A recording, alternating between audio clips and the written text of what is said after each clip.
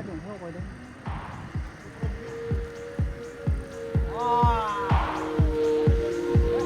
Nhầm đúng cái đầu đấy.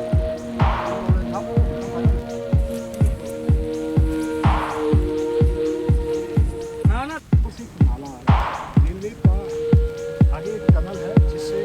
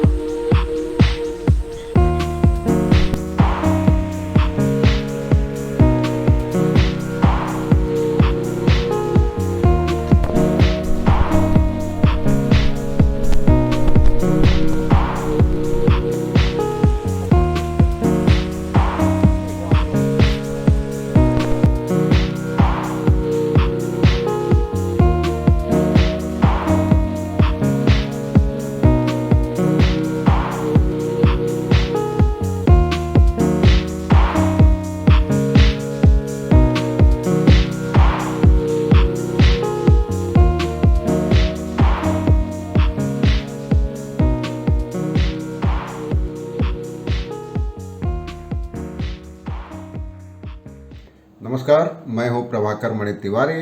मेरे channel देश परदेश विद प्रभाकर पर आपका स्वागत है।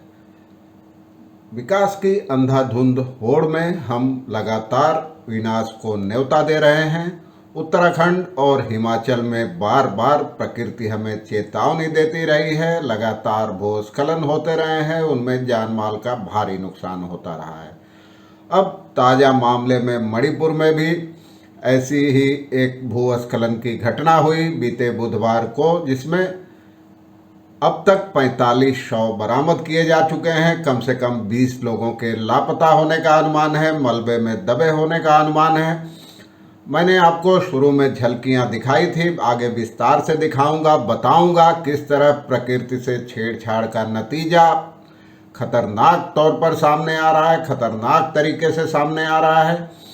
और इस मामले में जिरीबाम से राजधानी इम्फाल तक एक रेलवे लाइन बनाई जा रही है। उसकी सुरक्षा के लिए टेरिटोरियल आर्मी की बटालियन वहां तैनात की गई थी, लेकिन अचानक रातों रात मलबे का पहाड़ उनके कैंप पर गिर गया और पूरी बटालियन लापता हो गई। अब उनमें से किसी के जीवित बचने की संभावना या उम्मीद कहें नहीं के बराबर है, ये सब तमाम लोग मानते हैं।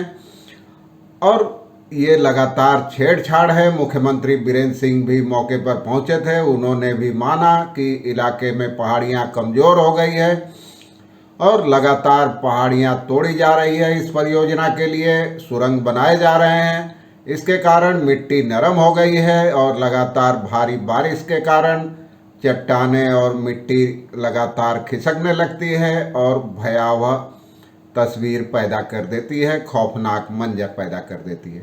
इससे पहले एक नदी भी खतरे में पड़ गई थी इसी परियोजना के कारण। इसी जिले में, नोनी जिले में, मणिपुर की राजधानी इम्फाल से कुछ दूरी पर ही है, और उस नदी इजेई नदी के अस्तित्व पर ही खतरा पैदा हो गया है। उसमें जो मछलियां थी, स्थानीय लोग अपनी रोजी रोटी चलाते थे उन मछलियों को पकड़कर, वो मछलियां भी गायब हो गई है। और इस परियोजना पर भी सवाल उठ रहे हैं कि इसे बिना सोचे समझे विकास की होड़ में लगातार इस पर जोर दिया गया। 2012 में काम शुरू हुआ था और अभी भी काम चल रहा है, और इसे मोरे सीमा से होकर म्यांमार के तामू तक ले जाने की योजना है तीसरे चरण में। देखिए, मैं आगे और कुछ मौके से एक्सक्लूसिव वीडियो और तस्वीरें आपको दिखाऊंगा और बताऊंगा कि प्रकृति से किस तरह छेड़छाड़ हो रही है, किस तरह हम विकास की अंधी होड़ में विनाश को न्योता दे रहे हैं। तो चलिए तस्वीरें देखते हैं, साथ साथ मैं आपको बताता भी रहूँगा।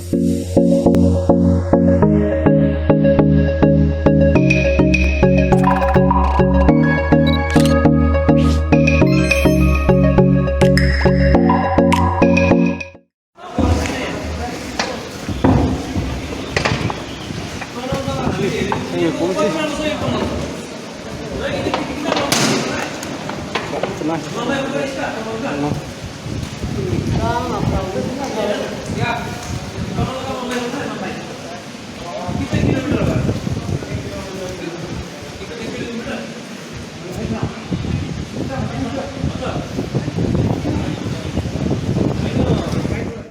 से एक नाला आ रहा है रेलवे का आगे एक टनल है जिससे कनेक्टिविटी उनकी पिछले लाइन बारिश के कारण बह गई थी।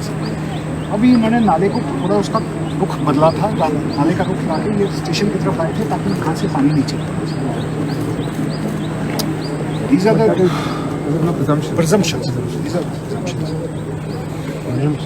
लेकिन पॉसिबिलिटी हाई पॉसिबिलिटी जब पानी रखे तो पानी तो जमीन में ऐसे छुप जाता है ना, सीव करेगा ना, तो उसी वजह से स्लाइडिंग वगैरह मैक्सिमम जो ले रहे हैं वही सब हो सकता है।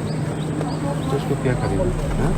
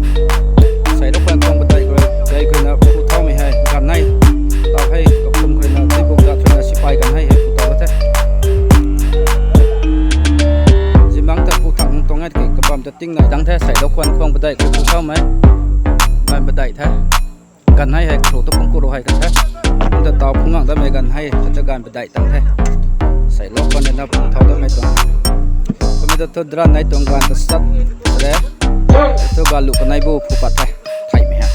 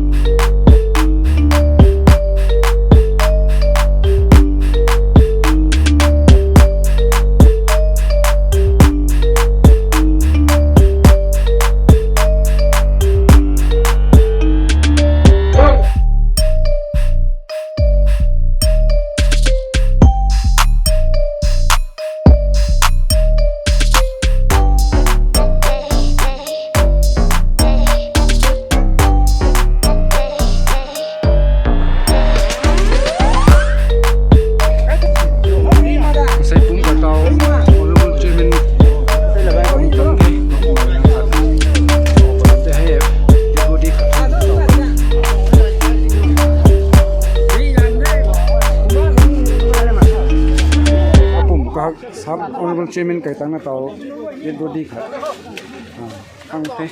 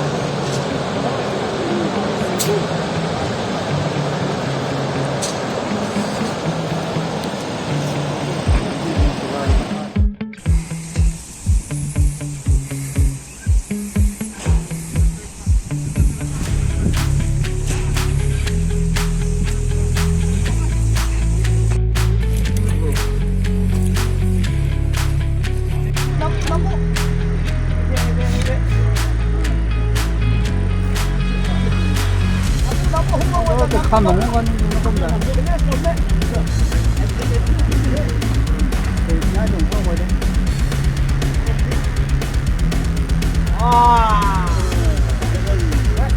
Nằm lú cái đầu đấy, nằm lú lên tháo không phải đâu, lú lên thôi.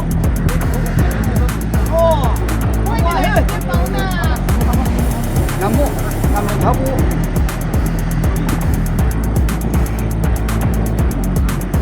không có cái khẩu rồi cái máy khẩu yêu gì này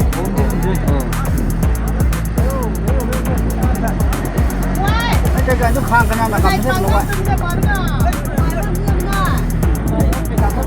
ví dụ từng đó ví dụ mấy cái thằng cái tệ nó làm là không có mùi à nó thế không biết không mùi là mùi thế không cái trắng của buông vào liều lục này.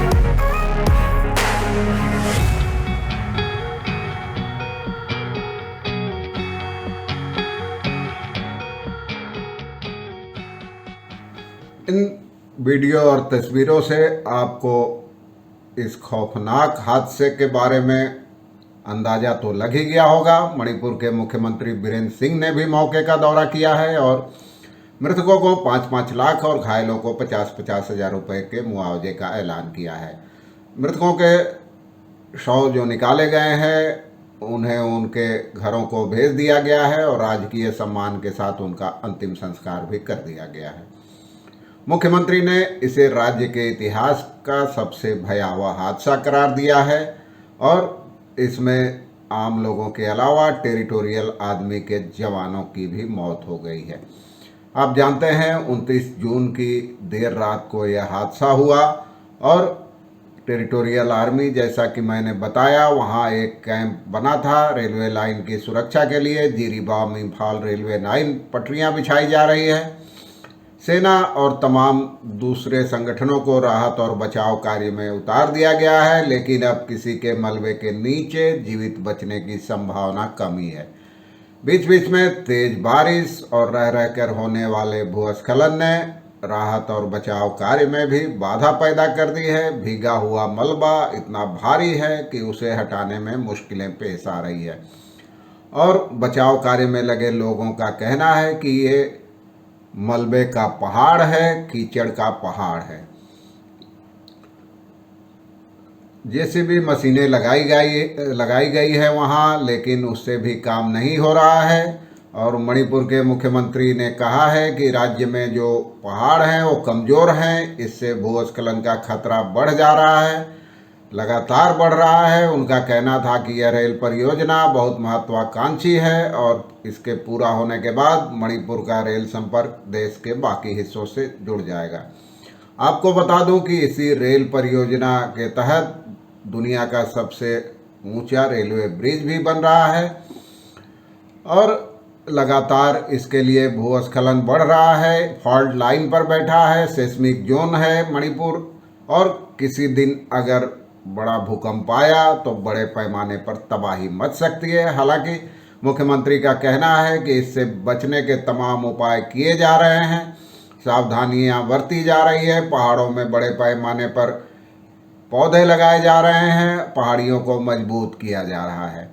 यह दरअसल पूर्वोत्तर राज्यों को देश के बाकी हिस्सों से रेलवे नेटवर्क के जरिए जोड़ने की यह जो परियोजना है, मैंने आपको बताया 1 दशक से चल रही है और भूमि अधिग्रहण, मुआवजे और पर्यावरण को होने वाले नुकसान के आरोपों की वजह से यह परियोजना शुरू से ही विवादों में रह रही है। और इसके काम शुरू होने के बाद ही शांत पर्वतीय इलाके में भारी भरकम मशीनों का शोर गूंजने लगा। इसके कारण नौनी जिले में बहने वाली इजेई नदी प्रदूषित हो गई और उसमें पाई जाने वाली मछलियों की विभिन्न किस्में गायब हो गई और स्थानीय लोग इसके लिए पूर्वोत्तर सीमांत रेलवे को जिम्मेदार ठहराते हैं। इजेई को कुछ लोग इजाई भी कहते हैं और मणिपुर के नागा बहुल सेनापति तामेंगलोंग और नौनी जिले से होकर बहने वाली यह इरांग की मुख्य सहायक नदी है।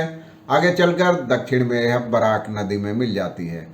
पर्यावरण कार्यकर्ताओं का कहना है कि इस परियोजना से पर्यावरण को होने वाले नुकसान की कहीं कोई चर्चा तक नहीं है और लेकिन इससे स्थानीय लोगों को भारी मुसीबतों का सामना करना पड़ रहा है। बड़े पैमाने पर निर्माण कार्यों के कारण भूस्खलन का खतरा लगातार बढ़ गया है। पहले भी ऐसे कई हादसे हो चुके हैं, लेकिन इस ओर किसी का ध्यान नहीं गया। पर्यावरणविदों ने चेताया है कि प्रकृति से छेड़छाड़ के नतीजे गंभीर हो सकते हैं।